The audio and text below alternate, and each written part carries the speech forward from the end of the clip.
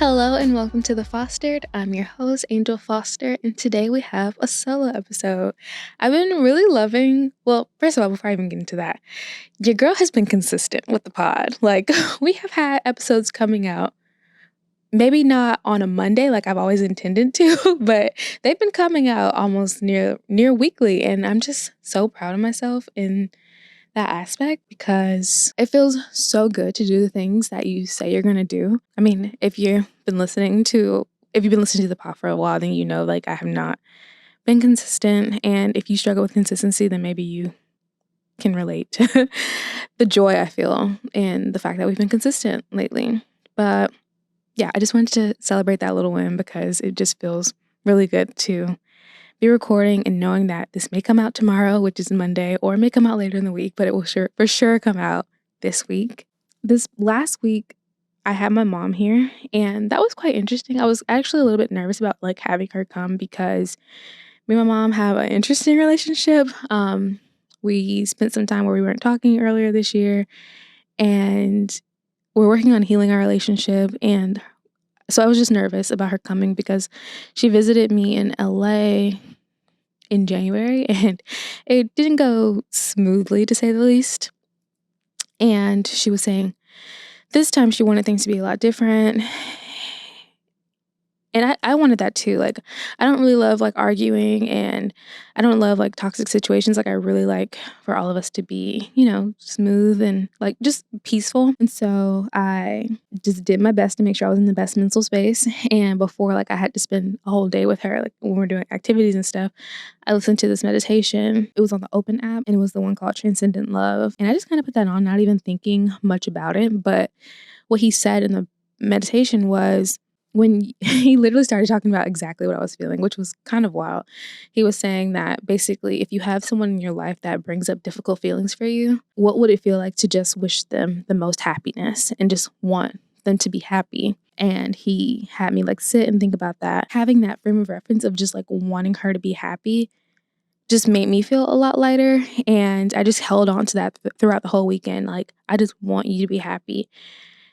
And not to a point where I'm like sacrificing my own integrity or like sacrificing my own happiness, because I'm not trying to do that. But it just, I don't know, it just made me feel so much lighter because I'm like, I just want you to be happy in the same way that I want to be happy. In thinking of that, like everything just went smoothly. And I don't know, I just felt really good. And I feel like I felt like she was happy. I texted her, she said she was happy. And I'm glad that we didn't get into any arguments, mainly because it just doesn't feel good to constantly be in a state of like anger and resentment. But it is hard. I'm the oldest daughter. She had me when she was very young. And we basically grew up together. And like she admits that and she admits her fault. I just don't think it's an easy thing to like have children. I think is what I'm learning, especially to have children so young. I mean, you're basically a baby yourself. And I think it's hard when like you're not really planning on having these kids or like having kids because you don't know really like how to offer that love to them. And like she dealt with a lot from my grandma. And so we're actively just trying to break these generational cycles. But I feel like if there are any older or eldest daughters listening, like you guys know how hard it is to be, because like you're basically the one that you're getting all the mistakes made on. And I think I'm finally at a point where I'm like able to forgive my mom for a lot of the hurt and the wrongdoings because I just don't want to hold on to that anymore. And I feel like she knows. My mom has apologized a lot and she's really understanding. And I think I'm just ready to move past a lot of it. And so I think that is also what contributed to us like having a really good weekend. It's like I just don't really even want to hold on to a lot of the stuff from my childhood. Like that stuff I'm working through. And it'd be one thing if like she wasn't acknowledging it, which like for a long time I feel like she wasn't, which is why we had like a lot of arguments. But she's been really keen to like own up to it and like attempt to do better. And I feel like as long as somebody's trying to do better and like be there for you, like that's really all I'm asking. The effort that she's been putting in has really allowed me to just want to push past a lot of it and just focus on healing and like how we can be better. My mom also has like a lot of health issues too. And, just not knowing like how much longer I'll have her for and like how do I want to spend the rest of my time with her is also of importance to me. And I think we're just at a place now where it's like okay to move past it and and like to just work on building a relationship and just like remaining kind to each other. All in all, I was just saying that to say like I really enjoyed having my mom here this weekend and like showing her all around Oakland. I was just talking to my friend Robin earlier. We went to a workout together and we got coffee afterwards, and during that I was telling her like about this time last year I had to move back in with my mom because one, I was just trying to save money and it was just a weird ass time. And I just felt so I was so depressed and so sad to be like living back with my mom during that time. And she was like, well, now look at you, like your mom is coming to visit you in California. And I didn't even think about that.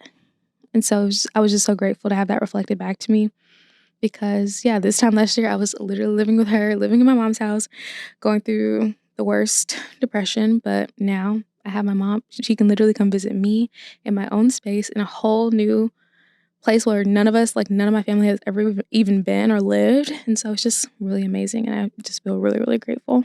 So yeah, on to some, I want to say lighter, but maybe not even. So I went to New York for work this past week, and that was amazing because I had never been to New York before, and it was really cool. But something I learned while being there is that I am terrified of doing things alone, which is, I don't know. I haven't really traveled alone much before or ever. And I have a boyfriend and I often go places with him. And during this trip, like I was I won't say forced, but there was a time where I had to like walk back by myself from one of the places, and I just got overwhelmed and like started crying. And I was like, this is such a stupid thing to be crying about. And it made me be like, okay, when we get back to the Bay, like I need to be taking myself on more solo dates, which has been a goal of mine for a minute. But now I feel like it's even more important that I do it now because of how scared I was to like be alone in the city. And I'm like, why am I so afraid to do stuff by myself? And like, yeah, New York is definitely overwhelming and like not easy city to like navigate. Like my maps wasn't working. It was raining all crazy and I was just extremely overwhelmed. But it's not just New York. Like I just haven't done much like by myself, and I don't offer myself that much alone time. And the alone time that I do get, like I'm often distracting myself either with shows or music or podcasts or whatever. And during that time, like during that walk, I'm like, I really don't know who I am or like who I want to be. These are the questions that you only can really answer when you spend enough time with yourself to really delve into like who the hell am I? And so I feel like taking yourself on solo dates is a really great way to learn more about yourself. And because I was so scared to ride the subway too by myself. And we have a public transit system that's literally like can take me right into San Francisco, and it's actually way more efficient than driving everywhere. And so I'm like, okay, maybe I'll just ride that and go into the city and just and like on like when I was in the subway in New York, like my phone didn't work, and so I was like, maybe I don't know. It just feels like a good way to dive deeper into myself by like taking myself on more of these solo dates. But yeah, it just had me thinking like how much of my time, like I've literally had a boyfriend since I was 14, I want to say, and having somebody like every boyfriend I had, he always had like a car or had access to a car. And so because of that, I didn't even learn how to drive until after I graduated from college. I always kind of have somebody there to do things or like distract me, or if I don't have someone to distract me, like I'm always distracting myself. And I just feel like this is a good time for me now to really dive into myself, like learn more about myself. I just turned 26 not too long ago. And so I've just been thinking about like how do I want to spend the rest of my 20s. And I feel like that's kind of what age forces you to do. Like when you get older, I feel like you think about time in a different way. And now that I'm on the second half of my 20s, I'm just thinking more and more about that. I also heard recently on something, it was saying like it takes effort to lead an interesting life. And I feel like my life is interesting, but I definitely feel like there's ways that it can be amped up. And it's like it takes effort to just lead a life that's beautiful, and like constantly distracting myself with Netflix or whatever, I feel like will not lead me to the life that I really want to live. But I won't know what kind of life I want to live if I don't like really take that time to dive in and spend time alone with myself. And so that is my goal for the rest of this year. It's to like just build confidence, because that's really what it was. I didn't feel confident in New York being alone by myself. And I think, well, so I'm half saying this, but like there is a serial killer on the loose in Oakland apparently. And so I'm like, I want to go out and like be myself, but I'm also like, oh, there's a serial killer. But there's always going to be a serial killer that keeps you from going out. Like there's always going to be a big boogeyman. Like I just need to find ways to spend time alone by myself. And maybe that doesn't have to be going into San Francisco. Like maybe that can be next time I'm alone in my apartment, like just not putting on that podcast and just like keeping, like just letting the voices come, or like just letting like allowing that introspection in, and not distracting myself. I think journaling too is a great way to offer more introspection, without having to like take yourself on a solo date. I think too, like also like not being on my phone as much can help, because when I'm finding myself talking about stuff lately, I'm like, oh, I saw this TikTok, and I hate that. I hate starting any sentence being like, I saw this TikTok and da da da da. Like, there's nothing wrong with that, but it's like I don't want all my thoughts to be coming from TikTok or Instagram. Like I love reading, I love books, like I'd love to be talking more about that.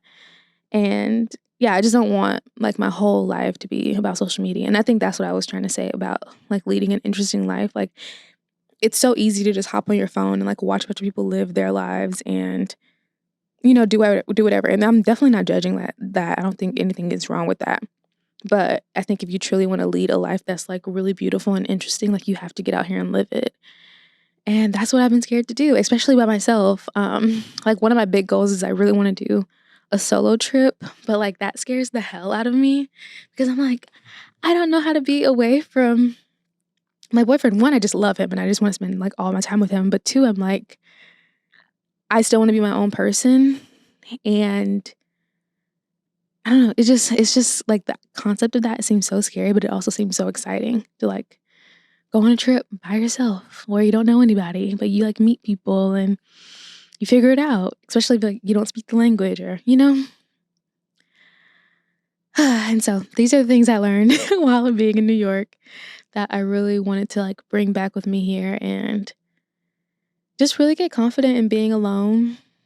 Because I feel like if you can like go somewhere by yourself and like be okay being alone, like that makes you feel so confident. Like when I walked back, like yeah, I was crying, but I felt good, like that I found my way back. And it builds your self-esteem in a way that I don't think anything else can. Like even like when I learned how to drive and I started like finally being able to drive by myself, like that felt so good to not have to depend on a dude to like drive me anywhere for the first time in my life, or your parents, or whatever. But when I finally learned, I'm like, how did this take me this long? I just want to get things quicker. Like I don't want to wait forever for me to finally be able to do certain things. Like I want to be able to do stuff when I want to do it. And that's the thing too. Like there's so many things like that are just interests that are specific to me that like my friends or my boyfriend may not have. And like that's where I feel like a solo date is great, because like I don't have to wait on someone to find someone that is interested in that, or just like bring my boyfriend along for something that he may not really be into. Like for example, Sabrina Carpenter, I don't know if y'all into her. She's coming to San Francisco next weekend, and I'm like, maybe I'll go see her by myself and just do that, because like my boyfriend does not like Sabrina. He does not like Sabrina Carpenter, but I do, and I don't have any friends I think that like her. So I'm like, maybe that'll be just something I do by myself. I'll keep y'all posted if I do that. If I do decide to do that. I pretty much talked about like what I'm trying to foster in this whole episode, which is basically fostering more confidence. Oh, you're good. Which is basically like fostering more confidence and going on more solo dates. I will definitely keep y'all posted on this journey. And if you have any solo date ideas, please let me know, because I'm like, what can I do alone? But thank you so much for listening / watching if you're watching on YouTube.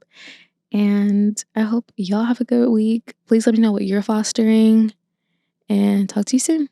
Bye.